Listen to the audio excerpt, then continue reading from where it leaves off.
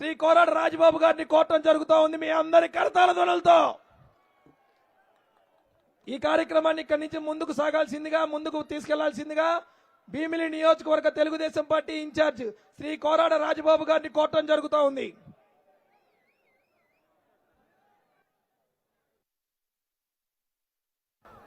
Location గారి నాయకత్వం, location గారి నాయకత్వం, లోకేషన్ గారి నాయకత్వం. జై తెలుగుదేశం. ఈరోజు మన జాతీయ అధ్యక్షులు, మన యువ నాయకులు, భవిష్యత్తు నాయకులటువంటి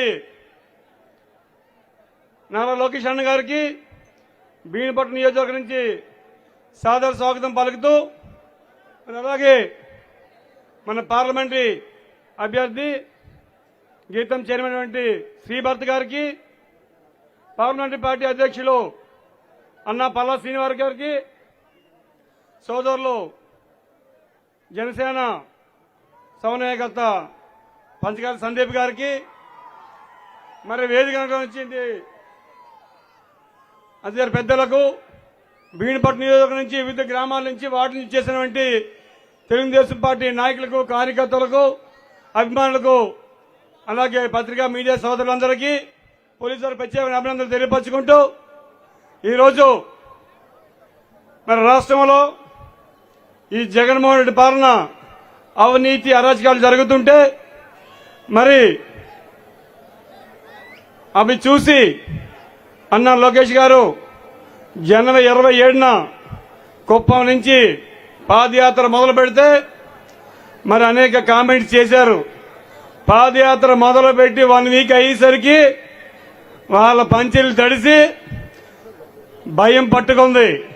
అక్కడ నుంచి ఎక్కడ మీటింగ్కి వెళ్ళినా అడ్డు పెట్టడం, పైకి లాక్కోవడం, పర్మిషన్లు ఇవ్వకపోవడం, ఇటువంటి కార్యక్రమాలు చేసినప్పటికీ మక్కువలేని దీక్షతో ప్రజలందరినీ కలుస్తూ, ప్రజలతో మమేకం అవుతూ, మరి అక్కడ స్థానిక సమస్యలు తెలుసుకుంటూ, అక్కడ వైసీపీ నాయకులు, అక్కడ స్థానిక నాయకులు, అక్కడ ఎమ్మెల్యేలు ఎటువంటి అవినీతి చేస్తున్నారో ఎండగడుతూ ప్రజలకు భరోసా ఇస్తూ మరి 3100 కిలోమీటర్లు నడిచి మరి గాజువాకలో గత నెలలోనే ముగింపు జరగడం, దాని తర్వాత మన దగ్గరలోనే పోలిపిల్లి గ్రామంలో యువకాలం నవశకం పేరుతో భారీ బహిరంగ సభ పెట్టి విజయవంతం చేసి ప్రతిపక్ష నాయకుల గుండెల్లో రైళ్లు పరిగెత్తిస్తూ ప్రజా సమస్యల మీద పోరాడుతున్నటువంటి అన్నా లోకేష్ గారికి ప్రత్యేక అభినందనలు తెలియపరచుకుంటూ, మరి భవిష్యత్తులో ఖచ్చితంగా మీ పోరాటం సఫలం అవుతుంది.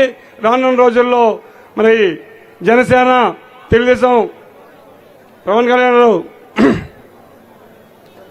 మద్దతుతో 24లో చంద్రబాబు ముఖ్యమంత్రి తథ్యం మరలా ఏదైతే మీరు రెడ్ బుక్ రాసుకున్నారో, ఏదైతే ప్రజలు మీ నుంచి కోరుకుంటున్నారో ఆ సుపరిపాలన అందించి మీ సమస్యలు ఏమన్నా తెలియపరచుకోవడం చెప్పేసి మరి చేస్తూ, మరి ఈ రోజున మరి చంద్రబాబు నాయుడు గారు ఒక పక్క ఈ జగన్మోహన్ రెడ్డి చేస్తున్నటువంటి లిక్కర్ స్కాములు, శాండ్ స్కాములు, మైనింగ్ స్కాములు, ఈయన చేసిన అవినీతి అరాచకాలు ఎండగడుతూ మరి ఒక మీటింగ్లు జరుగుతుంటే తప్పుడు కేసులు పెట్టి ప్రతిపక్ష నాయకులు గొంతుపెక్కే ప్రయత్నం చేయడం మీ అందరూ చూశారు.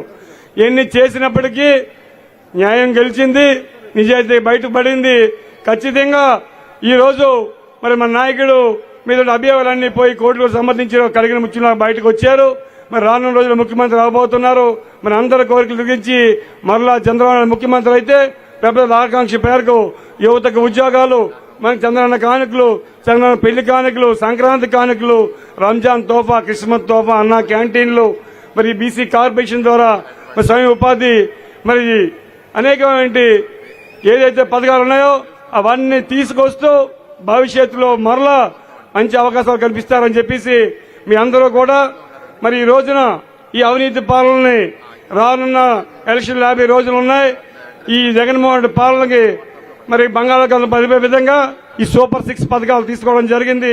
మీరు అందరూ కూడా ఇంటింటికి తీసుకెళ్లి ఈ పథకాలు తీసుకెళ్లి తెలుగుదేశం పార్టీ విజయాన్ని కృషి చేయాలని మీ అందరిని కోరుకుంటూ, మరి ఇటువంటి కార్యక్రమాలు చేస్తుంటే మరి మా భీమిపట్నంలో అన్న ఇక్కడ మరి మా అరగంట అవంతి బాబా గారు, ఈయనకి అభివృద్ధి మీద ఉండదు.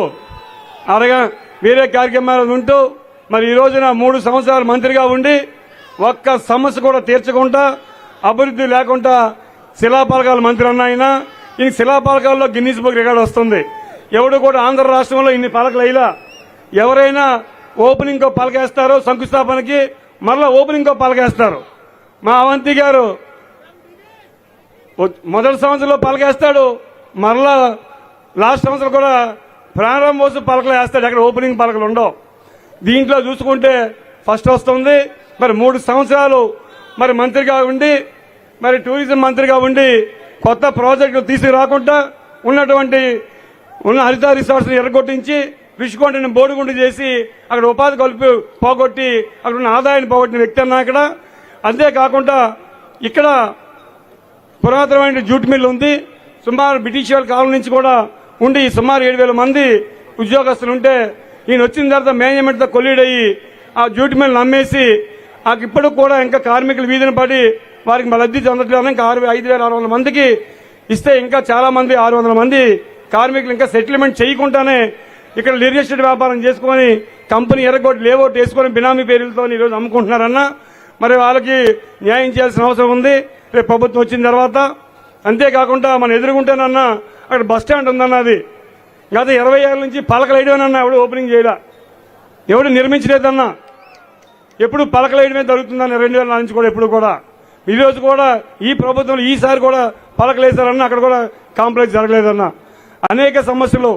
మరి ఒక పాండ్రింగ్లో గోస్తాని రివర్ క్రాసింగ్ బ్రిడ్జ్ అన్న, మరి జూనియర్ కాలేజీలు అన్న ఇక్కడ, మరి పద్మనాభ మండలంలో అనంతపురం మండలంలో మన ప్రభుత్వంలో కాలేజీ శాంక్షన్ చేశామన్నా.